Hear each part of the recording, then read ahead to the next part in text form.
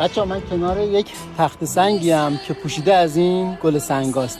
میخوام بهتون نشون بدم وقتی بارون میاد این گل سنگا چه تغییر میکنن. ببین الان انگار که خشکه این گل سنگا. خب بعد میارم جلو، الان رنگش شما ببینید.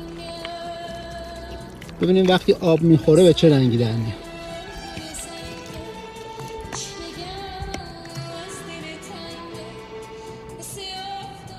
الان تغییر رنگش شما میبینید.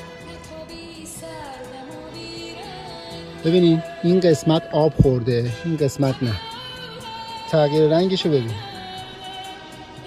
به همین سرعت ببینید چه رنگی شد.